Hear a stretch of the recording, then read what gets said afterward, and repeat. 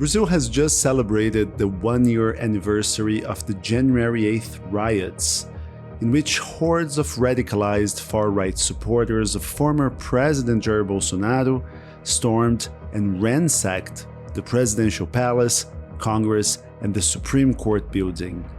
Protesting unsubstantiated claims of voter fraud, these extremists launched a desperate attempt to prevent Luiz Inácio Lula da Silva, who had taken office just a week earlier, from governing, by setting the stage for the military to step in and restore Mr. Bolsonaro to power.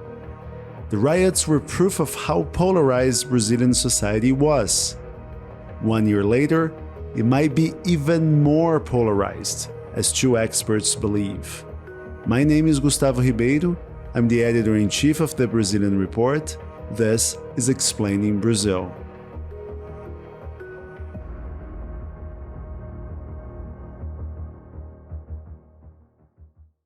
We at the Brazilian Report want to wish an excellent new year to our listeners. If you like Explaining Brazil, you should subscribe to the Brazilian Report, the journalistic engine behind this podcast. We're an independent organization funded by subscribers, and you can help us stay independent and continue to produce award-winning journalism. And if you are already a subscriber, you can go the extra mile and join our Buy Me a Coffee fan page. In return, you will get exclusive perks like special newsletters and behind-the-scenes content, as well as a shout-out here on our podcast. During the holiday season, we got 53 cups of coffee from our listeners, so maybe you can make it 54?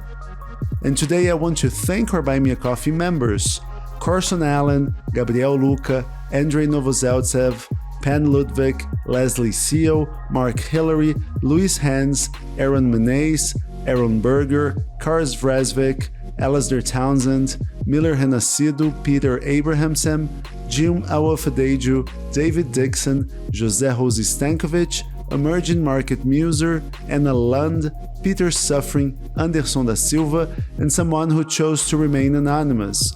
And our Buy Me a Coffee members come from all over the world, so please, if we are butchering the pronunciation of your name, do send us an email. And if you too believe in the importance of independent journalism and want to hear your name on our podcast, go to buymeacoffee.com/Brazilian Report and subscribe to one of the membership levels. Click on buymeacoffee.com/Brazilian Report to learn more.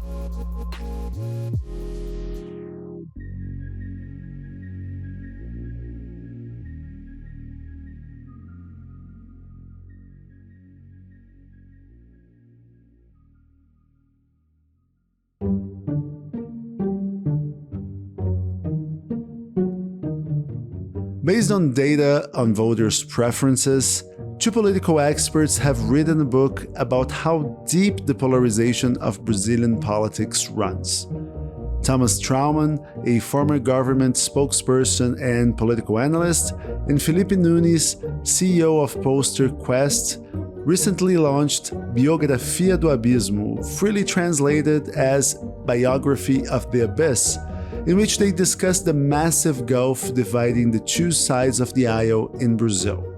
And this week we have Thomas Trowman to discuss their findings with us. Thomas, thank you for being with us. Now, Brazil is coming off the most polarized elections in history, but polling data suggests that polarization has shown no signs of abating. And plus, you argue in your book that Brazil may be even more polarized than it was a year ago on many issues. Why do you say that? Thank you very much for receiving it. So let's start coming back a little. The same way as is happening in the US, in Brazil, polarization grew with social media and with the uprise of the radical right. And what happened in Brazil after the Bolsonaro administration was that the discussion that during all Brazilian democratic period was basically on economic issues, privatization, more state, less state, issues like that, became on issues of values.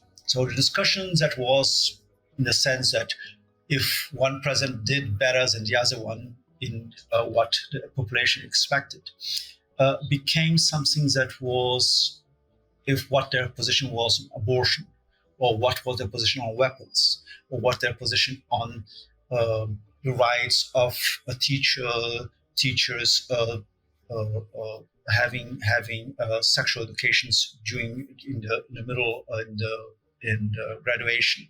So the fact was that what we call on the personal camp became what was really important on the political camp. So this, I think, is the great difference that Bolsonaro made in Brazilian politics, and the great result of this, of the fact that we have a mixture between what is public and what is private issues, made this polarization just grow into the Brazilian's life, into the family's life, into the way people buy things, the way people decide to where their kids go to school, what kind of artists they will go to the shows. I mean, it became something that being pro Lula or pro Bolsonaro, it became something like an identity of each Brazilian. So that's why I feel that me and the book that I wrote with Filipinos, we get to the conclusion that the polarization in Brazil has grown so much that it's calcified, because we have these two groups that are so rigid, so strict, that they are not anymore just something that can change from one election to the next. They became two enormous big tribes that are calcified on their positions. You mentioned the calcification of Brazilian politics, which is when voters become more entrenched and it gets harder to move them away from their predispositions. What are the consequences of that process? What our research has shown us is the fact that you have two great consequences. And I'll the first one, I think the most interesting one, is that inside each group, they look more alike. So that's very interesting, because if you feel, let's say, who voted for Bolsonaro, I mean, it's not obviously one specific group that voted for Bolsonaro. There are the social conservatives that voted for Bolsonaro. There are the conservative Christians that voted for Bolsonaro. There are the agro who voted for Bolsonaro. There are the fascists who voted for Bolsonaro. I mean, there are many groups, different views of society that gather itself into the Bolsonaro alliance. But the fact is that during the Bolsonaro administration, from many polls Quests did, we found out that they started to look alike on very different positions. I mean, they don't only in the beginning, the only thing that mattered for them was being against the Workers' Party, PT. So they were all there because they were anti-Petistas.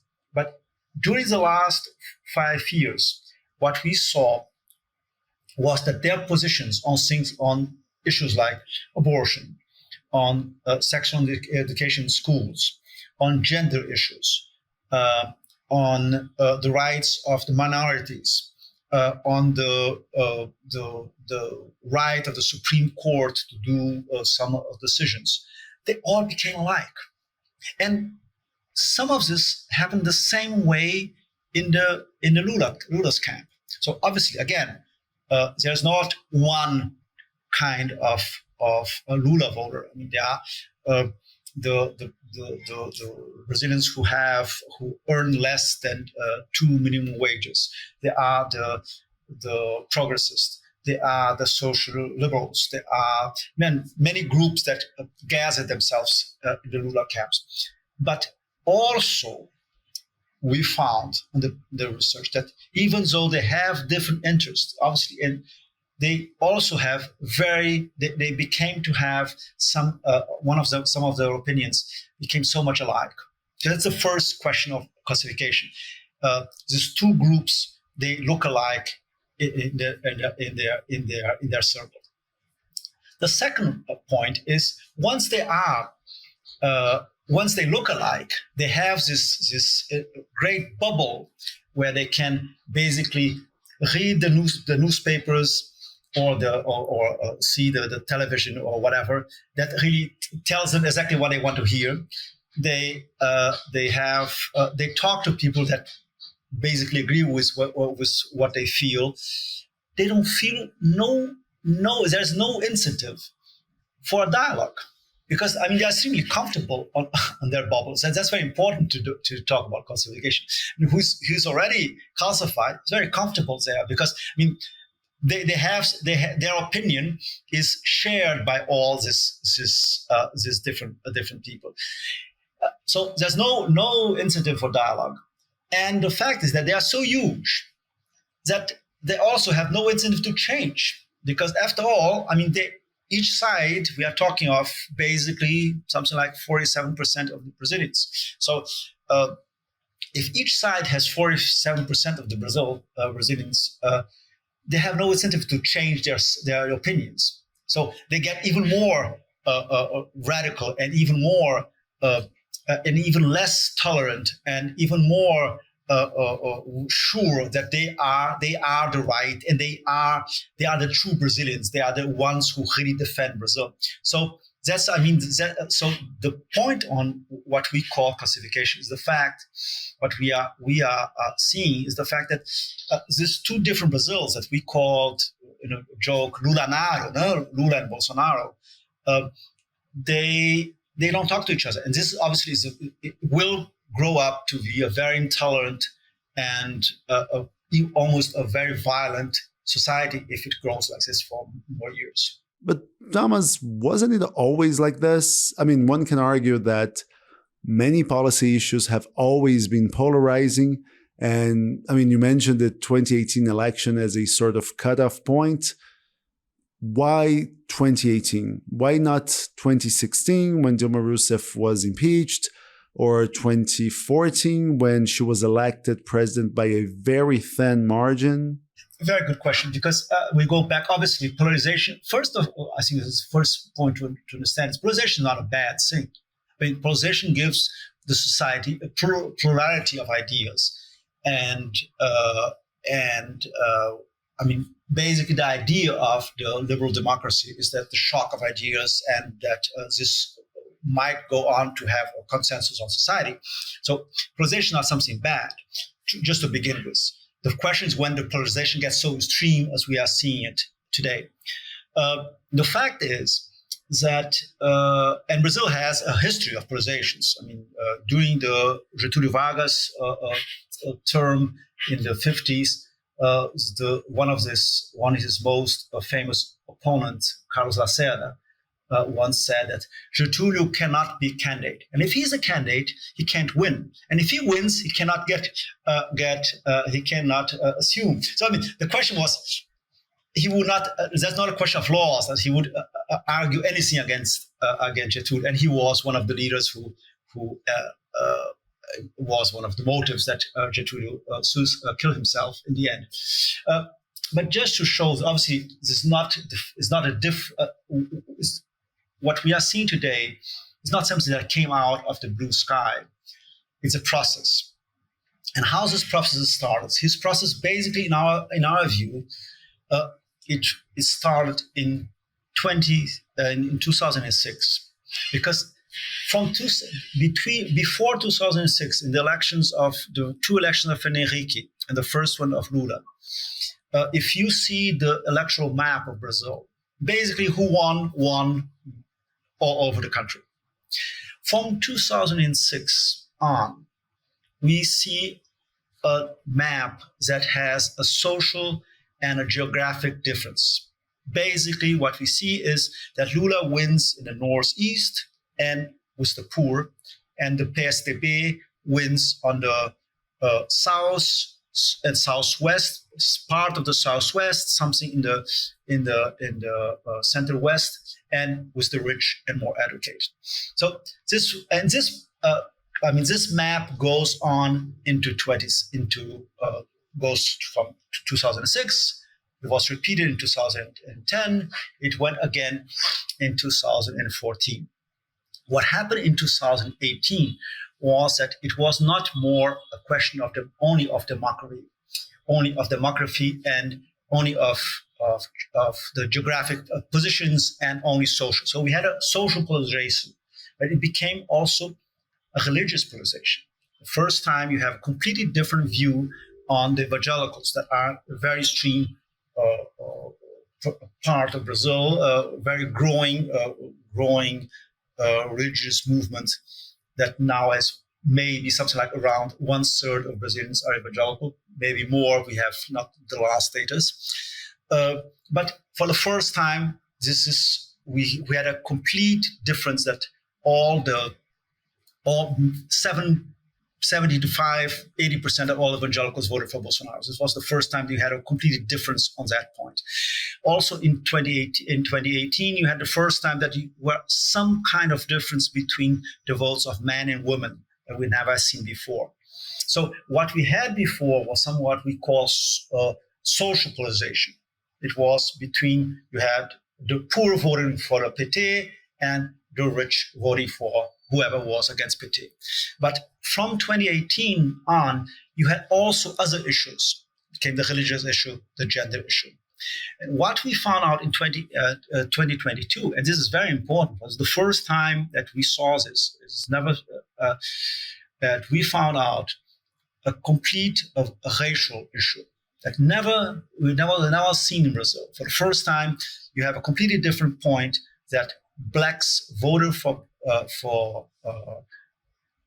Lula for a proportion of something like 73. This is very, very interesting to see. So now Brazil, you have also you have still a social polarization. You have gender polarization. Basically, women voted for Lula something like 6-4. You have white.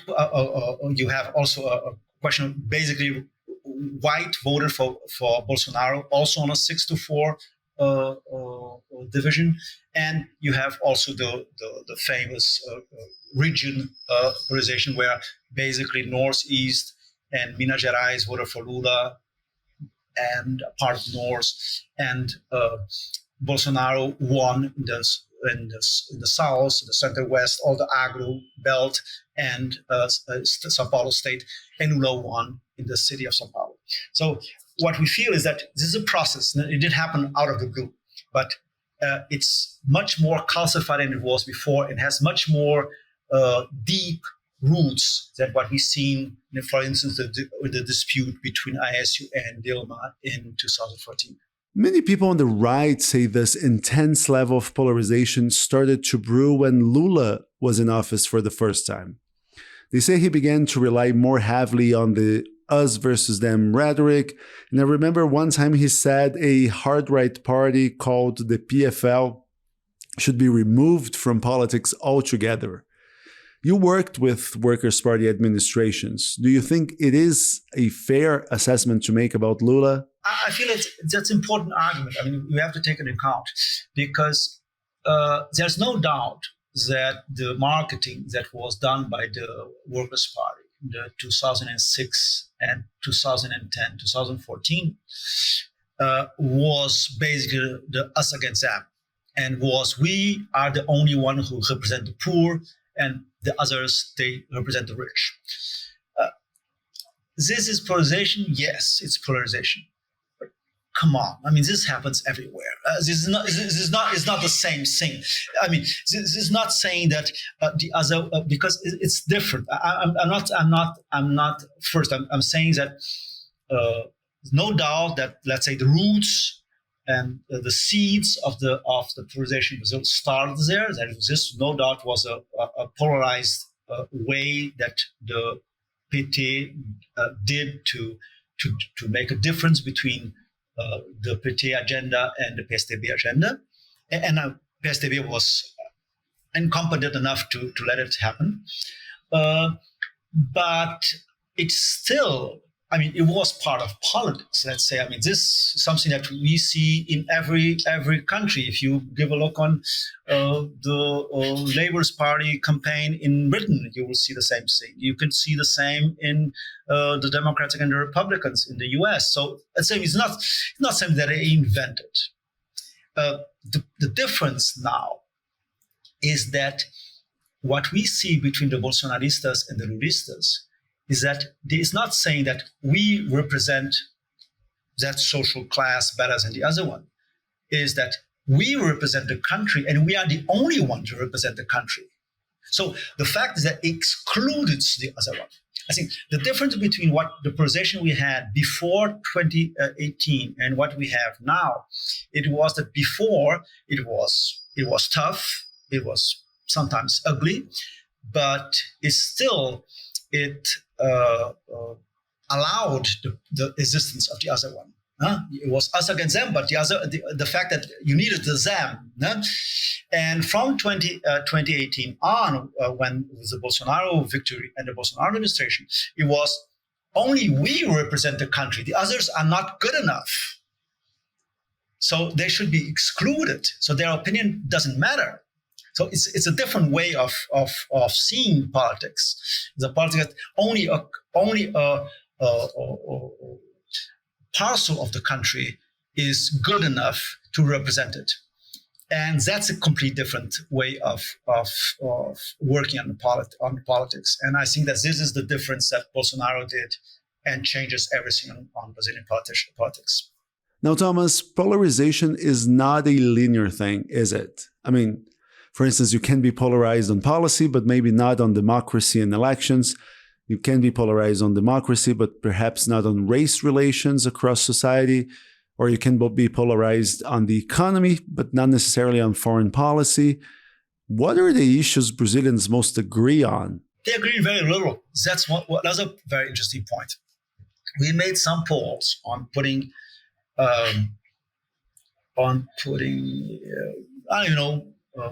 classical questions, and do you agree and do you disagree? And you know something very interesting, that people agree on what was their most important facts before. For instance, they agree on that you need some social help for the poor. This was something that in the beginning of the century was an issue for some people, but they don't agree. And they even agreed that, Brazil is a very conservative country. They agreed that they are against abortion. And this comes from the left and from the right. But the question is that, and what I'm saying is not that the majority of Brazilians are fighting the streets. What I'm saying that it's growing from each year to each year. That people say, I don't want to have my kids on a school where the other parents are from the different political movement. And it was something like 6%, and now it's a third. And people saying, I don't want to buy things from that is advertised by some artist that voted for the other candidate, and that's 15%. That's a lot. People saying, I don't want to work on a company where my colleagues think different than I do. So what I'm saying, it's not that today the majority it's calcified, but it's growing so much that we say, well, if something is not done fast, we might really have a problem. Because this is growing into, before it was a polarization in Congress, it was a polarization between parties, it was a polarization between candidates. But in a sense, it was a polarization between the establishment. Now we are talking of the polarization in the streets, and families, in the schools. So it just went down, and this is what really worries us. I think it might be fair to say that the jury is still out on the role of social media in polarization, because there was a landmark study published recently, for instance, saying that changing the feed algorithm to reduce exposure to like-minded content does actually not reduce political polarization. But Brazil has one quirk. Encrypted messaging apps are the leading communication tool, right? I mean, how big of a role do these apps like WhatsApp or Telegram play in the equation? Enormous, and worse than we don't know how huge it is. That's the really problem. Because as bad as it was, and it's getting, as you know, worse every day to get information from the big platforms, Instagram and Facebook and X. But you still have some sort of information. It's very difficult. It was easier 4 years ago. But the fact is that in Brazil, you have this completely different thing that is WhatsApp. WhatsApp was something that was used. We made when I was in government, we made a big research in 2014. It was something that was used by 2% of the Brazilians in 2014, and now it's used by 98% of the Brazilians. And it's one of the main ways that people get informed. And this is, I mean, nobody can trace.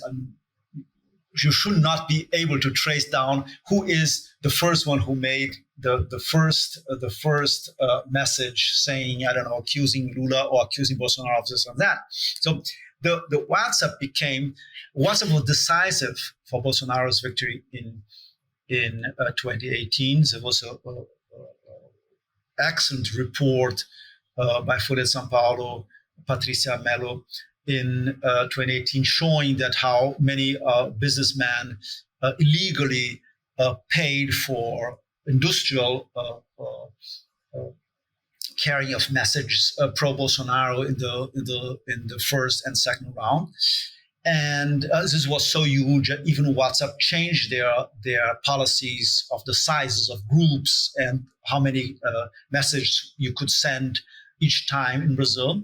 But still, it makes an enormous difference. So the fact is that even if Facebook or former Twitter or Instagram changed their policies and made a better overview of what is being distributed, even so, it won't change the main course in Brazil, because the amount of people who get informed by WhatsApp is huge, and nobody really knows how much. I mean, on the polls we have some sort of idea, but still, it's just a smell. It's not really probably the right number.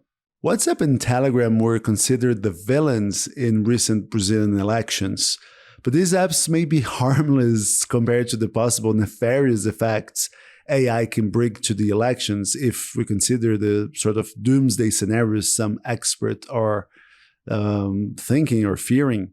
Looking forward, do you expect AI to enhance this process of polarization and calcification of Brazilian society in specific? It can. I mean, I have seen, obviously you probably did too, the Argentinian experiments on AI, and there's no doubt it's amazing. And you see, a political campaign, it's not just, I call it, it's not a one-plate menu. No? It's basically a menu confiance. No? That's 20 plates at the same time. So it's not obviously, you need to, there will be the TV shows, there will be the TV propaganda, and there will also be the still WhatsApp and Telegram, and now a new plate on the board, IA. So I mean, it would always get another way of how to move people on, and the fact that IA can almost fabricate information in a way that can show that the candidate A is saying something that he never said, or is making really, I mean, you can really produce information the way that even WhatsApp never could. So I feel that this might be a very important issue in the next election, and especially in São Paulo, because obviously polarization needs to have two poles, and in some big cities in Brazil, they are so Bolsonaristas or so pro-Lula. There are, in Recife, the discussion will be probably between two candidates that are also both pro-Lula, and this will also happen in, let's say, Fortaleza or Salvador. Salvador not so much, but Fortaleza, no doubt. And in the end, in Curitiba or in Goiânia, they're all Bolsonaristas, so it doesn't matter. But some big cities really have that represent both sides, and I think São Paulo is probably our best case on looking at this, where you have one candidate that even looks like the young Lula, that Guilherme Boulos from the PSOL, and in the other side you have the mayor who is making an extreme effort to get along with Bolsonaro and be the Bolsonaro candidate. And you probably will have both in the end. And you will see, I'm sure you will see a lot of IA in São Paulo campaign. This is, the minute we are talking, I'm sure they are already testing it for the next months. Thomas, thank you very much. Thank you. It was a very nice conversation. Thomas Trowman is a political analyst and co-author of Biografia do Abismo, which, as we said, is freely translated in English as Biography of the Abyss. And if you like Explaining Brazil, please give us a 5-star rating wherever you get your podcasts. It takes only a second and it will help us reach a wider audience. Or better yet, you can subscribe to the Brazilian Report, the journalistic engine behind this podcast. We have a subscription-based business model, and your memberships fuel our journalism and keep us going and growing.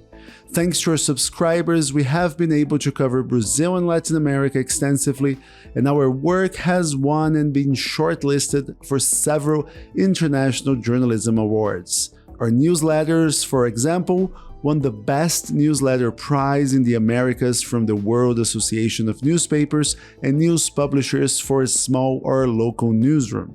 In order to keep doing that work, we need your support. Go to Brazilian.report/subscribe.